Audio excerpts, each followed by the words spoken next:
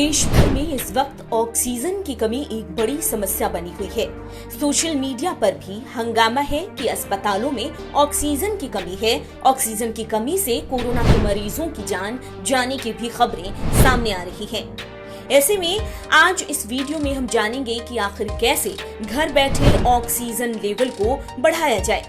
साथ ही ऑक्सीजन से जुड़ी और भी कई तरह की जानकारियां हम इस वीडियो के जरिए जानेंगे। लेकिन उससे पहले अगर आपने हमारा चैनल अभी तक सब्सक्राइब नहीं किया तो जल्द कर लें, बेल आइकॉन दबाना बिल्कुल न भूलें।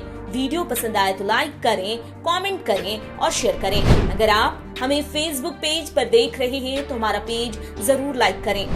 आइए ऑक्सीजन से जुड़ी कुछ महत्वपूर्ण बातों को जानने की कोशिश करते हैं।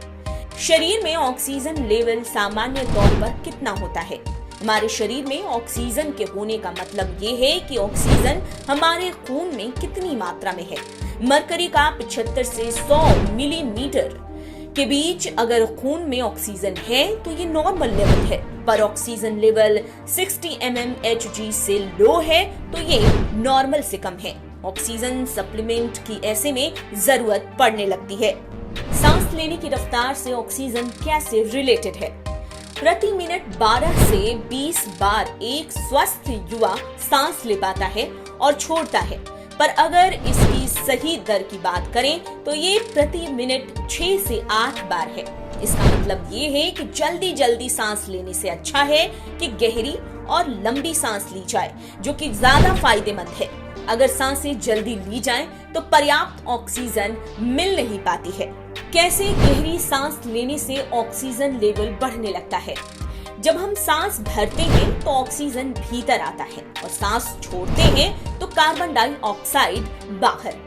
फेफड़े के सबसे निचले भाग एल्वियोली से ये काम कराया जाता है। ऐसे में गहरी सांस लेने पर वायु फेफड़े के निचले भाग तक पहुंच पाता है और खून में ऑक्सीजन की मात्रा बढ़ने लगती है।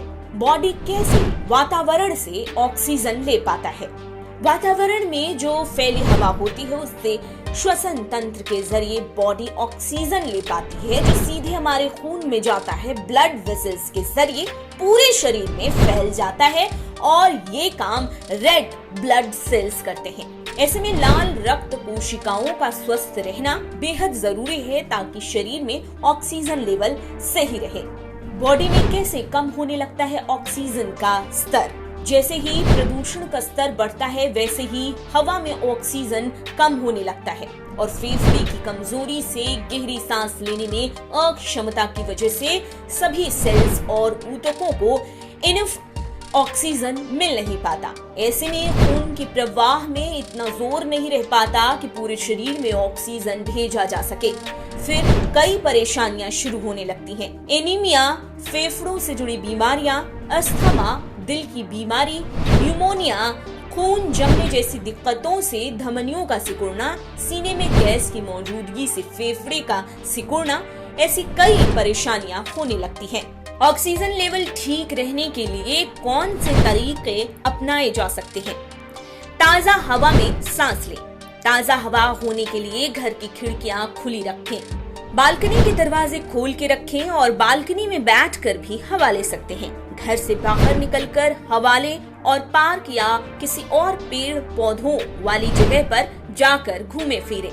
हालांकि कोरोना के दौर में इन चीजों से बच सकते हैं। पर्याप्त मात्रा में पानी पीते रहें। खून में ऑक्सीजन पहुंचाने और फिर कार्बन डाइऑक्साइड को बॉडी से बाहर निकालने के लिए फेफड़ों को हाइड्रेट करने की जरूरत पड़ती है। ऐसे में पर्याप्त मात्रा में पानी पीते रहें जिससे कि बॉडी में डिहाइड्रेशन न हो पाए। ध्यान रखें कि हमारी बॉडी हर दिन औसतन 400 मिलीलीटर पानी को सोख सकता है।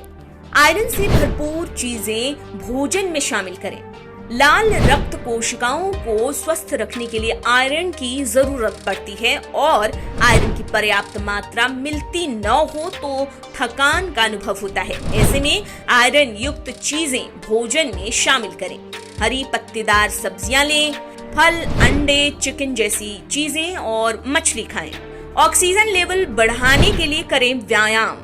ऑक्सीजन लेकर इसका जितना यूज करता है शरीर, उतना ही शरीर की कोशिकाएं ताकतवर बनती हैं। जिससे शरीर ऊर्जावान बना रहता है। तो वहीं एक्सरसाइज से ऑक्सीजन का ज्यादा यूज होता है, ऐसे में ज्यादा ताकत और फुर्ती शरीर में बनी रहती है। कोरोना मरीज किसी भी परेशानी के बढ़ने पर अपने डॉक्टर या अपने एक्सपर्ट से जरूर कंसल्ट कर लें। ये जानकारियां अलग अलग स्रोतों से जुटाई गई हैं, इनकी पुष्टि नेटवर्क न्यूज नहीं करता है। आप देख रहे हैं नेटवर्क न्यूज, साहस सच कहने का।